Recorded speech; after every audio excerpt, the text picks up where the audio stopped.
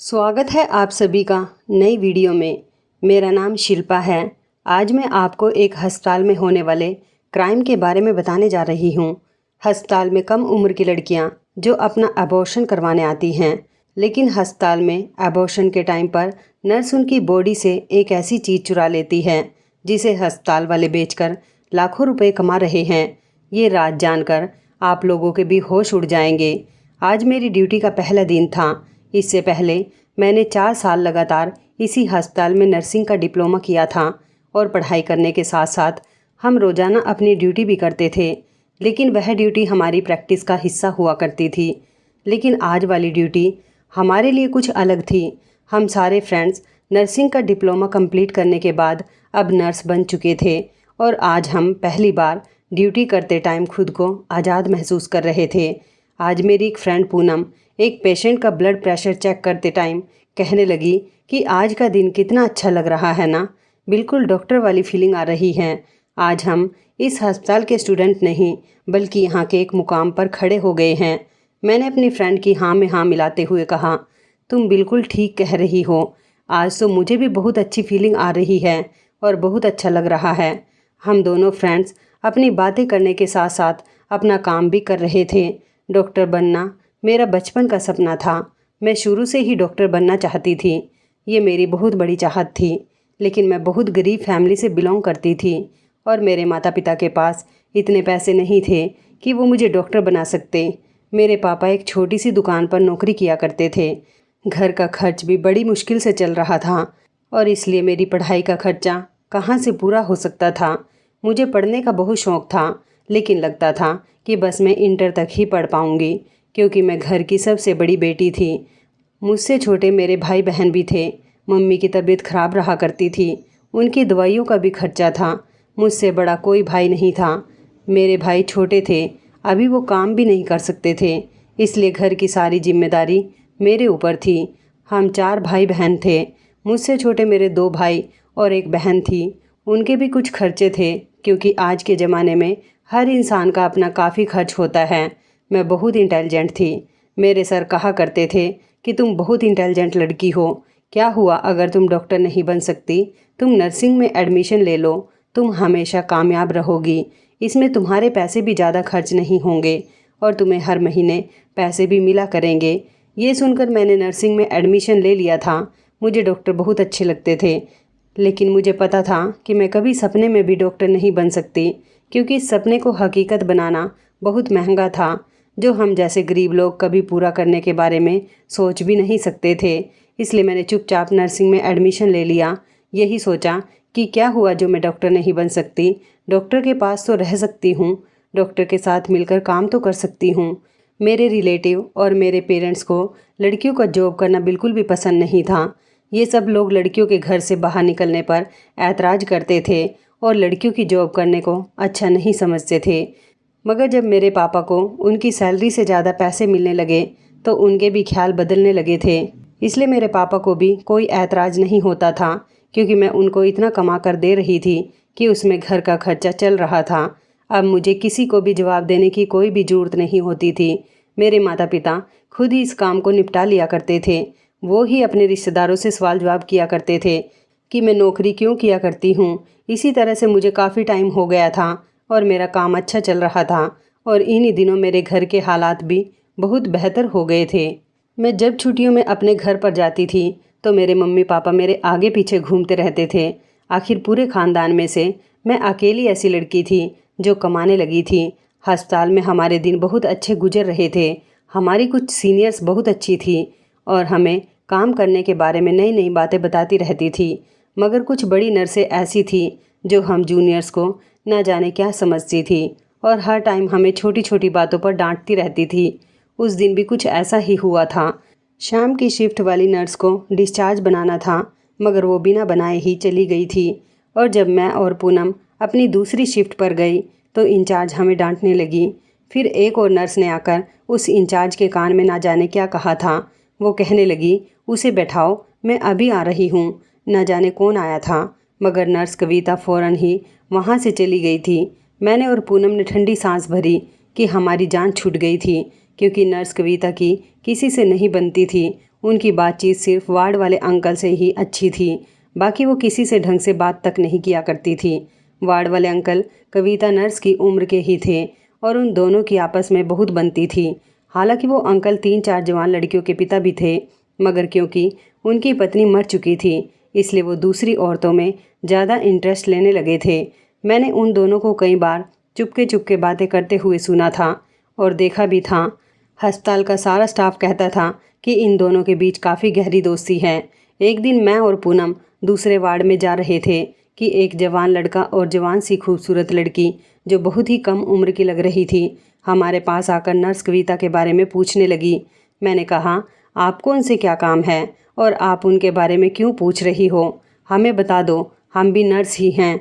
अगर आपको चेकअप करवाना है तो हम आपका चेकअप कर देते हैं। वो घबरा गई और कहने लगी, नहीं नहीं, मुझे सिर्फ नर्स कविता के पास ही जाना है। उसके साथ जो लड़का आया था वो उसे कहने लगा, चलो हम आगे जाकर देख लेते हैं। वो लड़का देखने में तो काफ़ी अच्छे परिवार का लग रहा था और पढ़ा लिखा भी लग रहा था, लेकिन लड़की बड़ी गरीब घर की लग रही थी। उसके कपड़े बड़े पुराने टाइप के थे।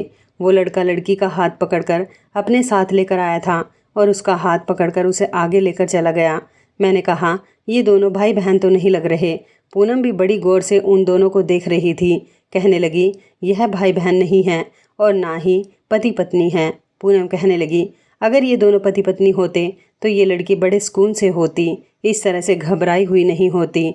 वो देखो, ये लड़की बार बार अपना चेहरा छुपा रही है। इसने किस तरह से अपने चेहरे पर दुपट्टा ओढ़ रखा है और दुपट्टे से बार बार अपने चेहरे को ढक रही है। उसे डर है कि कहीं कोई उसे पहचान ना ले। मैंने गर्दन मोड़कर पीछे की तरफ देखा तो सच में ऐसा ही था। वो लड़की बार बार अपने दुपट्टे से चेहरे को ढक रही थी। मैंने कहा, अच्छा तो ये बात है, ये कुछ और ही है। मगर इन जैसे प्रेमियों का कविता नर्स के साथ क्या काम है? पूनम हंसते हुए मुझसे कहने लगी, तुम भी कमाल करती हो। कविता नर्स मैटरनिटी वार्ड में होती है। ये लोग इसी तरफ जा रहे हैं। इसका मतलब सीधा सीधा यही है कि वह लड़की प्रेग्नेंट है और अपने बॉयफ्रेंड के साथ अपना अबॉर्शन करवाने के लिए आई है। मेरा तो हैरत की वजह से मुंह खुला का खुला ही रह गया था। वो लड़की 18 साल से कम उम्र की लड़की थी। मैंने कहा, लेकिन कविता नर्स ऐसा कुछ नहीं करेगी। वो तो इतनी सख्त है कि धक्के मारकर इन लोगों को यहाँ से बाहर निकाल देगी। मुझे पूरा यकीन था कि ऐसा ही होगा। पूनम हंसते हुए कहने लगी, मुझे समझ नहीं आ रहा कि तुमने 4 साल कहाँ पर रहकर गुजारे हैं जो तुम्हें अंदर की बातें पता ही नहीं हैं। मैंने चौंक कर पूनम की तरफ देखा और उससे कहने लगी कि क्या कहना चाह रही हो? कैसी अंदर की बातें? पूनम कहने लगी, यही कि नर्स कविता यहाँ पर अबॉर्शन भी करती है। जो कुंवारी लड़कियाँ शादी से पहले ही माँ बन जाती हैं, कविता नर्स और कुछ दूसरी नर्स उनके साथ मिलकर लड़कियों का अबॉर्शन कर देती हैं और इसके बदले में उन्हें काफ़ी ढेर सारे पैसे भी मिलते हैं। ये सब जानना मेरे लिए एक शौक़ की बात थी। मैं अपने काम से काम रखना ज़्यादा पसंद करती थी। पूरे अस्पताल में मेरी सिर्फ पूनम के साथ ही बहुत गहरी फ्रेंडशिप थी, जबकि बाकी लड़कियों से भी बस मैं थोड़ी बहुत बातचीत कर लिया करती थी। मुझे अपने इधर उधर के बारे में ज़्यादा पता नहीं था, जबकि पूनम की अस्पताल में काफ़ी लोगों से जान पहचान थी। डॉक्टर और नर्स के अलावा पेशेंट और उनके रिश्तेदारों से भी पूनम जान पहचान बढ़ा लेती थी। पूनम को सारे अस्पताल की खबर रहती थी। मैंने कविता नर्स के बारे में सुनकर पूछा, अगर तुम्हें इस बारे में पता है तो ऐसे काफ़ी सारे लोगों को पता होगा कि कविता नर्स अबॉर्शन करती है, तो फिर किसी ने उनके खिलाफ रिपोर्ट दर्ज क्यों नहीं करवाई? वो कहने लगी, पहली बात की शिकायत यहाँ पर सुनी नहीं जाएगी और दूसरी बात की शिकायत करने वाला खुद ही फंस जाएगा और अपनी नौकरी से भी हाथ धो बैठेगा, क्योंकि कविता नर्स की जान पहचान काफ़ी ज़्यादा है। वो काफ़ी बड़े बड़े लोगों को जानती है। बातें करते करते हमारे वार्ड्स आ गए थे और हम अपने अपने वार्ड की तरफ चले गए थे। मेरे दिमाग में सारा दिन वो बातें घूमती रही थी। वो लड़की बार बार मेरी आंखों के सामने आती रही। वो बहुत कम उम्र की लड़की थी और अभी से इन गलत कामों में पड़ गई थी। उसके माता पिता को अगर इस बारे में पता चलेगा तो उनको कितना अफसोस होगा कि उनकी बेटी उनका भरोसा तोड़ रही है। मगर फिर मैंने सोचा कि वो इसीलिए तो अपना अबॉर्शन करवाने आई हैं, ताकि किसी को इस बारे में पता ना चले। ऐसी लड़कियों को तो मार देना चाहिए जो अपने माता पिता की इज्जत को अपने पैरों तले रोन देती हैं। मैंने अगले दिन पूनम से कहा, कविता नर्स जैसे लोगों की वजह से ऐसी लड़कियों को और हौसला मिलता है गलत काम करने का। जब इन लोगों को पता चलेगा अबॉर्शन जैसा गैर कानूनी काम कोई नर्स नहीं करेगी तो ये लोग गलत काम करने से पहले 100 बार सोचेंगे। हमें नर्स कविता के खिलाफ जाना चाहिए, हमें उनके खिलाफ आवाज़ उठानी चाहिए। ये सुनकर पूनम घबरा गई और कहने लगी कि धीरे बोलो, किसी ने सुन लिया तो हम दोनों फंस जाएंगे, लेने के देने पड़ जाएंगे। तुम ये बात अपने दिमाग से भी निकाल दो। आखिर तुम किस किस के खिलाफ जाओगी? हर तरफ यही हो रहा है। तुम बस इस बारे में सोचना छोड़ दो और अपने काम पर ध्यान दो। मेरे अंदर ये प्रॉब्लम थी कि मेरे अंदर अच्छा ही करने की क्वालिटी ज़्यादा छुपी हुई थी। मैं कुछ गलत होता हुआ नहीं देख सकती थी, मगर पूनम ने मुझे सख्ती से डांट दिया था कि कोई भी कविता नर्स को कुछ नहीं कहेगा और ना ही उनके खिलाफ जाएगा। इससे तुम्हारी नौकरी को भी खतरा हो सकता है। मैं खामोश हो गई थी। पहले तो मैंने कभी गौर नहीं किया था, मगर अब मैं अस्पताल में होने वाली छोटी से छोटी चीज़ पर ध्यान देने लगी थी और ये देखकर और हिसाब लगाकर मैं दंग रह गई थी कि महीने में लगभग 8 से 10 केस अबॉर्शन के लिए आते थे। लेकिन एक और बात मैंने नोटिस की थी कि अक्सर लड़कियों के साथ एक ही औरत आई थी। वही औरत हर बार अलग अलग तरह की लड़कियों को लेकर आई थी। ऐसा लगता था जैसे वो कमीशन ले रही है उन लड़कियों से, तभी तो उनको लेकर आती थी। मैं ये सब कुछ बड़ी मुश्किल से बर्दाश्त कर रही थी। पूनम मुझे हमेशा समझाती रहती थी कि तुम्हें क्या परेशानी है, वो लड़की अपनी मर्जी से आती है। प्लीज़ तुम इस मामले से दूर रहो, वरना बहुत बड़ी मुश्किल में फंस जाओगी। तुम हर बात भूल जाओ और ये बात भी भूल जाओ कि कविता नर्स या वो औरत जिन लड़कियों को भी यहाँ पर लेकर आती हैं उनके साथ ज़बरदस्ती नहीं की जाती। वो सारी लड़कियाँ अपनी मर्जी से यहाँ पर आती हैं। इसलिए तुम ज़्यादा इस मैटर में पढ़ना छोड़ दो। मैं छुट्टियों में अपने घर चली गई थी। मेरी छोटी बहन स्कूल में पढ़ती थी और छोटा भाई भी कॉलेज में पढ़ता था। मुझसे छोटा भाई 23 साल का था और छोटी बहन 17 साल की थी। मेरा भाई BA सेकेंड ईयर कर रहा था। मैं बहुत खुश थी कि चलो मेरे भाई बहन पढ़ रहे हैं, वरना उनकी पढ़ाई भी छूट जाती। मैं घर गई तो अपनी बहन का बिहेवियर देखकर मुझे बड़ा अजीब लगा था। ऐसा लगा जैसे वो मुझे देखकर खुश नहीं हुई थी। मैंने नोटिस किया था कि वो स्कूल से भी देर से आ रही है। मेरी माँ को तो जैसे उसकी परवाह ही नहीं थी। वो तो बस हमेशा बिस्तर पर लेटी रहती थी। मैंने माँ से कहा, माँ आपको अपनी बेटी पर नज़र रखनी चाहिए। आपको उससे पूछना चाहिए कि नेहा स्कूल से देर से क्यों आ रही हो। माँ बेफिक्र होकर कहने लगी, मुझे अपनी बेटी पर बहुत यकीन है, मगर मुझे अपनी बहन के झूठे बहानों पर यकीन नहीं था। मैं जानती थी कि स्कूल में शाम के 5 बजे तक कोई एक्स्ट्रा क्लासेस नहीं होती हैं। अस्पताल में कम उम्र की लड़कियों के हाल देख देख कर मैं बहुत परेशान हो चुकी थी और मेरे दिमाग में शक वाली बात पैदा हो रही थी। इसलिए मैं एक दिन बिना बताए ही छुट्टी के टाइम पर अपनी बहन के स्कूल चली गई थी। मैंने उसे अपनी आंखों से एक लड़के के साथ गाड़ी में बैठकर जाते हुए देख लिया था। ये देखकर मैं घबरा गई थी। वो जब घर आई तो मैंने उसे थप्पड़ मारा, लेकिन माँ के सामने वो साफ मुकर गई और रो रो कर कहने लगी कि दीदी झूठ बोल रही है और मुझ पर इल्ज़ाम लगा रही है। मैंने ऐसा कुछ नहीं किया, मैं किसी लड़के के साथ नहीं थी। माँ ने भी मेरी बात पर यकीन नहीं किया। 4 साल घर की दूरी ने शायद हमारे रिश्तों में फासले बढ़ा दिए थे। 3 दिन की छुट्टियाँ पूरी होने के बाद मैं वापस अपने अस्पताल आ गई थी।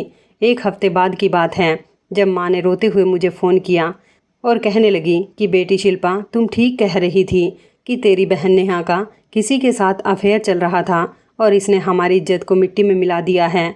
ये प्रेग्नेंट हो गई है। ये सुनकर मेरे सिर पर आसमान टूट पड़ा था। माँ मुझसे कह रही थी कि तुम अपने अस्पताल में किसी से कहकर उसका अबॉर्शन करवा दो। तुम्हारे पापा इसकी शादी करवाने के लिए कह रहे थे। अगर ये बात किसी को पता चल गई तो हमारी बहुत बदनामी हो जाएगी। तुम्हारी तो अस्पताल में बहुत जान पहचान होगी, इसलिए अब तुम्हें ही कुछ करना पड़ेगा। मैं अस्पताल में आने वाली कुंवारी लड़कियों को नफ़रत से देखती थी और आज मेरी बहन इस तरह की निकल गई थी। माँ ने उसे मेरे पास भेज दिया था। अब मैं क्या कर सकती थी? मैं किसी को बता भी नहीं सकती थी कि ये मेरी बहन है। मेरी बड़ी इंसल्ट होती। ऐसे में मुझे कविता नर्स की याद आई। अब वही थी जो मेरी बहन का अबॉर्शन कर सकती थी। मैंने पूनम से बात की और कहा, मैं नहीं चाहती कि कविता नर्स को पता चले कि ये मेरी बहन है। मैं किसी और के साथ इसको भेजना चाहती हूँ। वो कहने लगी कि फिर तुम उसी औरत से बात करो जो ऐसी लड़कियों को यहाँ पर लेकर आती है। पूनम ने भेष बदलकर एक दिन उस औरत से बात की और उसको सारी बात सुनाई। उसे कुछ पैसे भी दे दिए। अगले ही दिन वो औरत मेरी बहन को लेकर कविता नर्स के पास चली गई थी। मेरी बहन जब वापस आई तो मैंने उससे पूछा कि क्या हुआ, काम हो गया तुम्हारा? वो कहने लगी कि नहीं, ये लोग ये काम नहीं करते, बस 1-2 टेस्ट करते हैं, कहीं एबॉर्शन होने की वजह से जान को खतरा ना हो जाए, बाकी का काम ये कहीं और करते हैं। मैंने कहा, तुम इसी औरत के साथ चली जाना। वहाँ भी मैं बहुत मजबूर हो गई थी। जिस काम को मैं गलत और गैर कानूनी कहा करती थी, आज ऐसा वक्त आ गया था कि वही काम खुद करवाना पड़ रहा था, वो भी अपनी बहन के साथ। मैं नहीं चाहती थी कि कविता नर्स को ज़रा भी शक हो कि ये लड़की मेरी बहन है, इसलिए मैंने उस औरत के साथ उसे भेज दिया था। मेरी बहन का अबॉर्शन हो गया था और उसके बाद वो अपने घर चली गई थी। पूनम ने मेरा बहुत साथ दिया था, वरना ये सब कुछ इतना आसान नहीं होता। मेरी पूरे 1 महीने की सैलरी इसी काम में खर्च हो गई थी। छुट्टी मिली तो मैं घर चली गई थी। नेहा को देखकर मैं चौंक गई थी। वो पहले से बहुत ज़्यादा कमज़ोर और बीमार लग रही थी। उसकी हालत भी बड़ी अजीब सी हो रही थी। मैंने सोचा कि गलत काम करेगी तो ऐसा ही होगा, ऐसी ही हालत हो जाएगी। मैं यही समझती थी कि ये सब अबॉर्शन के ही साइड इफ़ेक्ट हैं, इसलिए उस पर ज़्यादा ध्यान नहीं दिया था। वैसे भी मैं अपनी बहन से नाराज़ थी और उससे बात भी नहीं कर रही थी, इसलिए मैं अपने घर 1 दिन रहकर ही वापस आ गई थी। जब अस्पताल वापस आई तो पूनम ने बड़ी अजीब सी बात बताई थी। वो कहने लगी, तुम्हें पता है कि कल क्या हुआ था? मैंने पूछा, बताओ क्या हुआ था? वो मुझे बताने लगी कि एक लड़की आई थी, इसका 1 महीने पहले अबॉर्शन किया गया था। अबॉर्शन किया था कविता नर्स ने। वो लड़की अस्पताल में आकर बुरी तरह से शोर मचा रही थी, बहुत चीख रही थी, चिल्ला रही थी। कविता नर्स की तो जान पर बन आई थी, यहाँ तक कि बात मार पिटाई पर उतर आई थी। अस्पताल में बहुत बड़ा हंगामा हो गया था। कविता नर्स उसे अपने कैबिन में ले गई थी, लेकिन वो लड़की ना जाने क्या चुराने की बात कर रही थी। वो कह रही थी कि तुमने और तुम्हारे स्टाफ के लोगों ने अबॉर्शन करने के बहाने से मेरी बॉडी से कुछ चुरा लिया है। मैं तुम लोगों पर पुलिस केस कर दूंगी। मैंने पूनम की बातें सुनकर उलझते हुए पूछा, मेरी कुछ समझ नहीं आया, इसका क्या मतलब कि अबॉर्शन के बहाने मेरे शरीर से कोई चीज़ चुरा ली? भला उसकी बॉडी में कौन सा कोई हीरे जेवरात रखे हुए थे जो चुरा लेती? पूनम कहने लगी, इंसान की बॉडी के जो पार्ट हैं वो किसी हीरे जवाहरात से कम नहीं हैं। ये पार्ट्स तो हीरे जवाहरात से भी ज़्यादा महंगे होते हैं। मैं उसकी बात सुनकर हैरान रह गई थी। पूनम अफसोस में होकर कहने लगी, मैंने उस लड़की को देखा था, बेचारी का बहुत बुरा हाल हो रहा था और उसके चेहरे का कलर तो बिल्कुल पीला पड़ा था, जैसे उसके शरीर से बहुत सारा खून निकाल लिया गया हो। आंखों के नीचे काफ़ी डार्क सर्कल हो रहे थे और बेचारी की हालत इतनी बुरी थी कि उसे ढंग से चला भी नहीं जा रहा था। मुझे यकीन है कि अबॉर्शन के नाम पर ज़रूर कुछ बुरा किया गया है उसके साथ। पूनम की बातों पर मैं चौंक गई थी। ऐसी सारी क्वालिटी तो मेरी बहन नेहा में भी मौजूद थी, क्योंकि वो भी बहुत कमज़ोर हो रही थी और उसके भी आंखों के नीचे डार्क सर्कल हो रहे थे। माँ ने कहा था कि जब से अबॉर्शन करवा के आई है तभी से कमज़ोर होती चली जा रही है और बस हमेशा शरीर में दर्द और कमज़ोरी बताती रहती है। मेरी माँ मुझसे कहती थी कि तुम इसे अपने साथ ले जाओ, मगर मैं अपनी बहन से नाराज़ थी, इसलिए इसको इग्नोर करके यहाँ से चली आई थी। पूनम की बातें सुनकर अब मुझे याद आ रहा था कि मेरी बहन भी ऐसी ही हरकत कर रही थी। उसकी हालत भी काफ़ी ख़राब थी। मैं शॉक्ड रह गई थी कि पूनम बिल्कुल सही कह रही थी। इसका मतलब है कि मेरी बहन के साथ भी कुछ गलत किया गया था। वो भी तो बहुत कमज़ोर होती जा रही थी, ऐसे जैसे उसमें जान ही ना हो। मैंने फ़ौरन ही अपनी माँ को कॉल करके नेहा को अस्पताल लाने के लिए कहा। मैंने सारी बात पूनम को भी बता दी थी। वो कहने लगी, हम यहाँ से नहीं बल्कि कहीं और दूसरे अस्पताल से नेहा का टेस्ट करवाएंगे, क्योंकि गड़बड़ का पता तो हमें दूसरे हॉस्पिटल से ही चल पाएगा। हमने एक और अस्पताल में नेहा के टेस्ट करवाए तो हमारे सामने एक ऐसी हकीकत आई जिसे सुनकर हमारे कदमों तले से ज़मीन निकल गई थी। पूनम और मैं भागते हुए अपने अस्पताल आए। नर्स कविता इतनी हद तक गिर जाएगी हमने कभी सोचा भी नहीं था। मामला सिर्फ अबॉर्शन से बढ़कर कहीं आगे का था। अगर मेरी बहन के साथ ऐसा ना हुआ होता तो शायद हमें कभी इस बारे में पता ही नहीं चलता कि इस अस्पताल में कैसा घिनौना खेल खेला जा रहा है। पूनम कहने लगी कि आज तक तो मैं तुम्हें रोकती ही आई हूँ, मगर अब मामला इज्जत से बढ़कर जान पर आ चुका है। हमें नर्स कविता की सच्चाई लोगों के सामने लानी ही होगी। नर्स कविता और उसके साथ जितने भी लोग इस काम में मौजूद हैं, हमें उनको रोकना बहुत ज़रूरी है।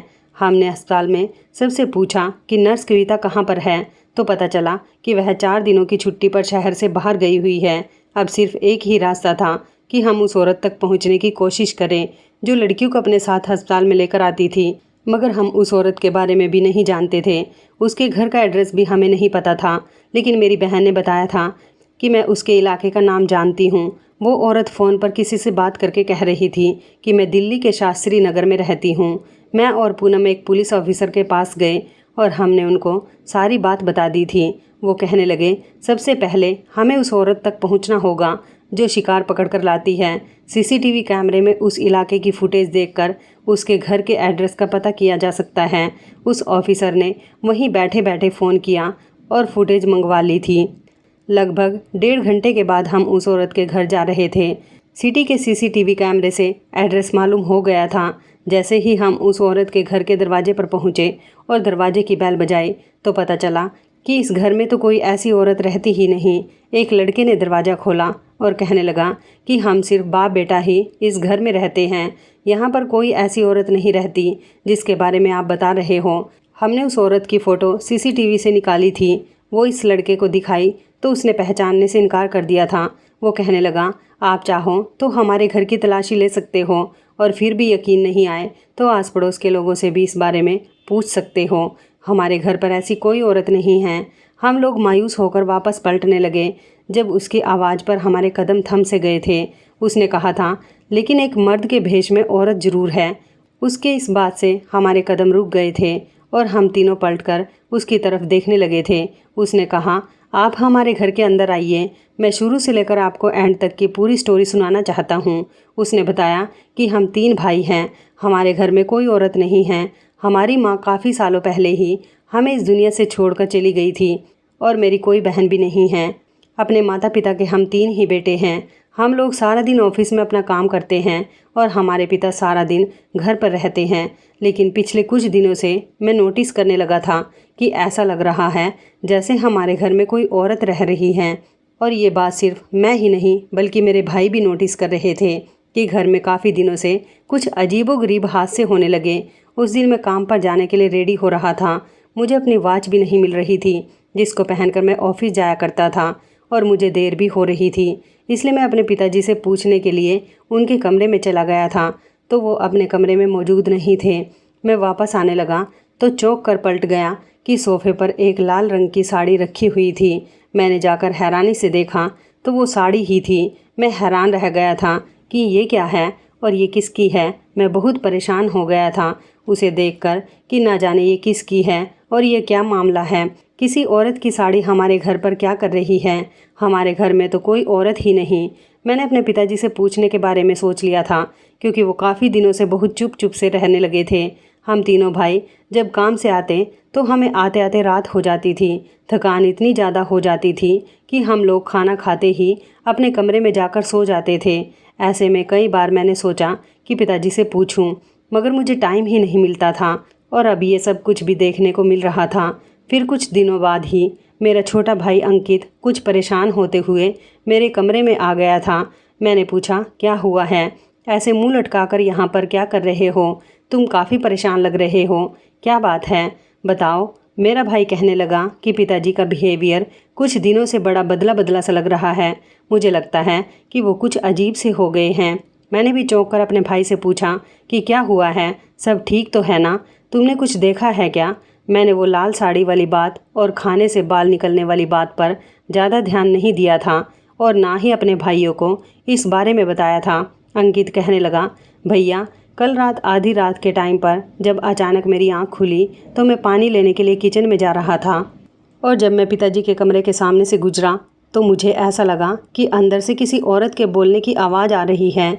मैं अपने भाई की बात सुनकर हैरान रह गया था कि औरत की आवाज़ वो भी पिताजी के कमरे से कैसे आ सकती है।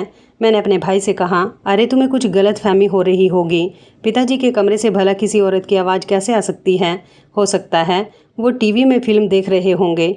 तो मेरा भाई कहने लगा कि भैया आपको क्या हो गया है, हमारे घर में तो किसी के भी कमरे में टीवी ही नहीं है जो पिताजी टीवी देखेंगे।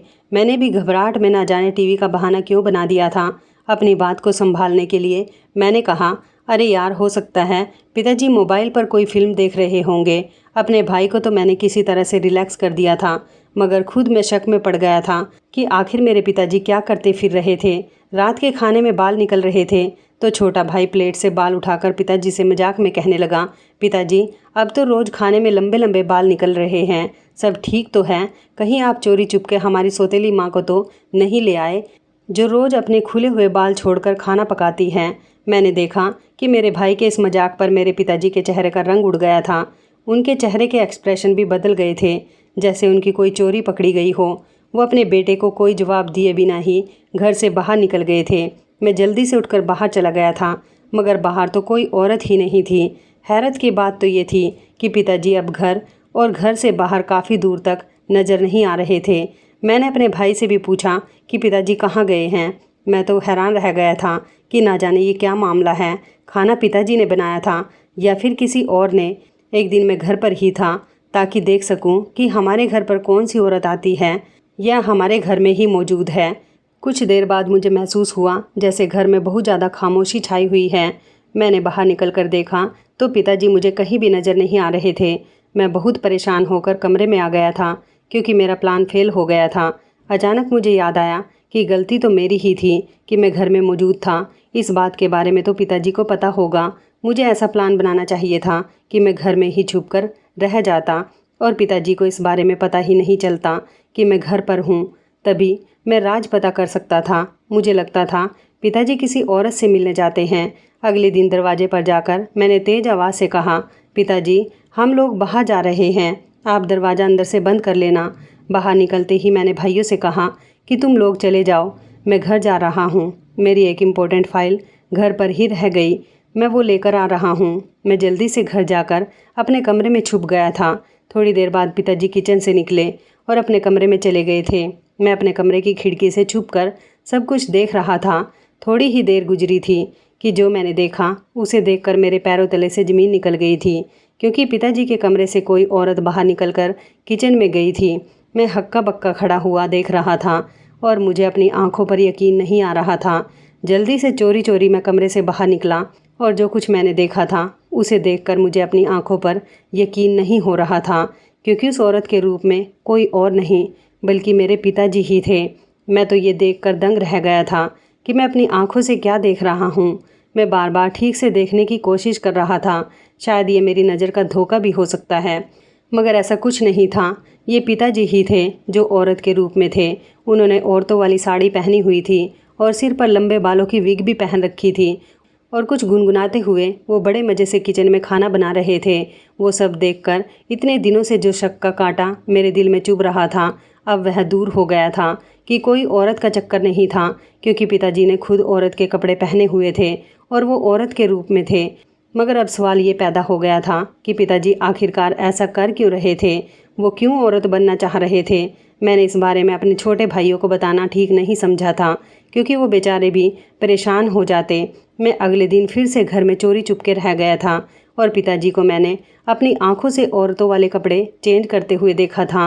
वो बिल्कुल औरत के रूप में बदल जाते थे। अब तो यकीन ना करने वाली कोई बात ही नहीं थी। मैंने देखा कि पिताजी ने अपनी साड़ी का बड़ा सा पल्ला अपने सिर पर रख लिया था और अपने चेहरे को ढककर बड़ी सावधानी के साथ घर से बाहर झांक रहे थे।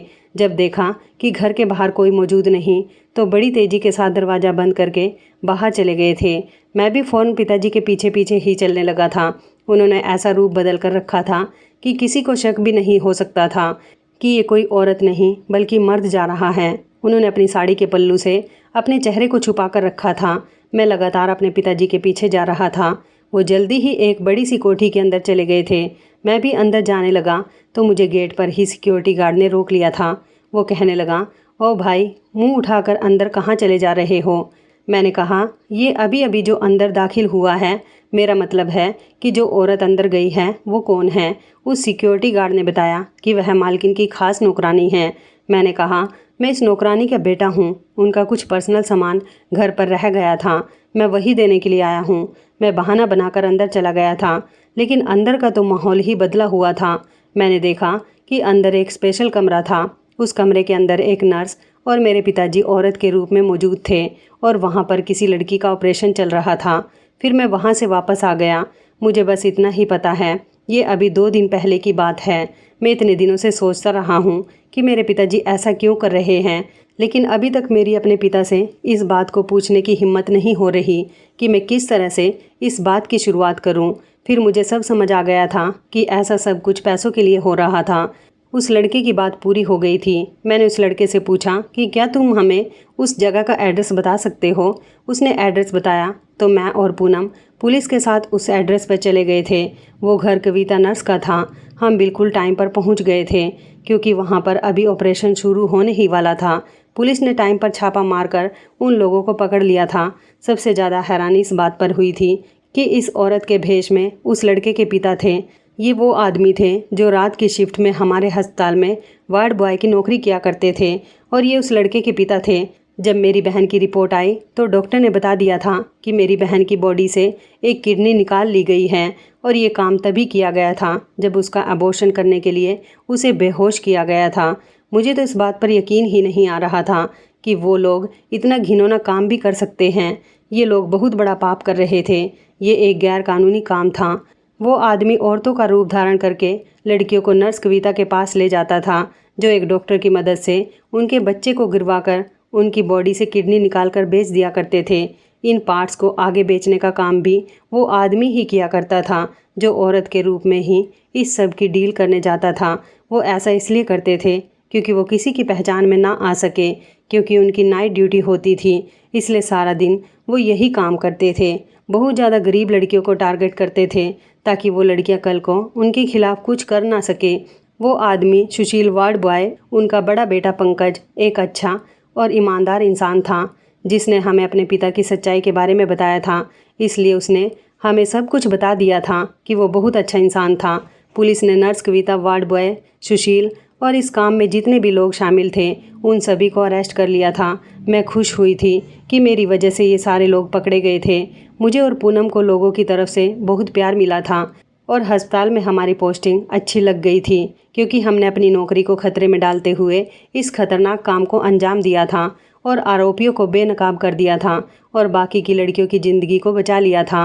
अस्पताल का सारा स्टाफ हमसे बहुत खुश हुआ था और डॉक्टर साहब ने तो हमारी सैलरी भी बढ़ा दी थी।